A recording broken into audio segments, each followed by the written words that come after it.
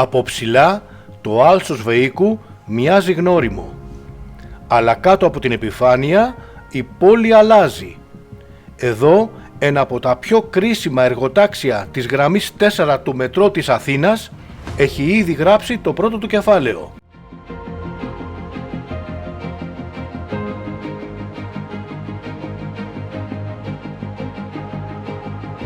Οι μεγάλες εξκαφές ανήκουν πλέον στο παρελθόν. Το φρέαρ εκκίνησης έχει ολοκληρώσει το ρόλο του και ο Μετροπόντικας έχει προχωρήσει.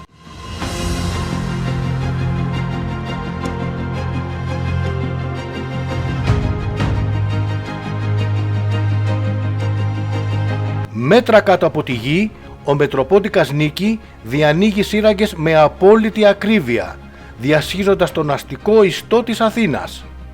Η πορεία της συνεχίζεται, έχοντας ήδη διανύσει πάνω από 3 χιλιόμετρα κάτω από τα πόδια μας και έχει περάσει από το σταθμό της πλατείας Κυψέλης και κατευθύνεται προς το σταθμό Δικαστήρια. Η Νίκη αναμένεται να ολοκληρώσει τη δική της διαδρομή των 7 χιλιόμετρων μέχρι το σταθμό Ευαγγελισμός εντός του 2026.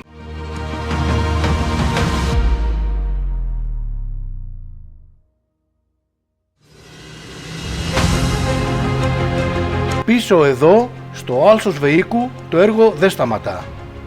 Οι εργασίες επικεντρώνονται πλέον στη δομική ολοκλήρωση, ενισχύσεις, μόνιμες κατασκευές, προετοιμασία των επιπέδων που θα φιλοξενήσουν το μελλοντικό σταθμό.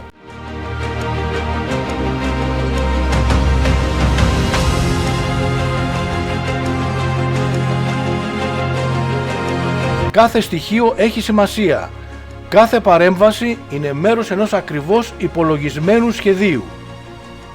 Το Αττικό Μετρό υλοποιεί ένα έργο υψηλής μηχανικής ακρίβειας σε ένα από τα πιο απαιτητικά γεωτεχνικά περιβάλλοντα της πόλης.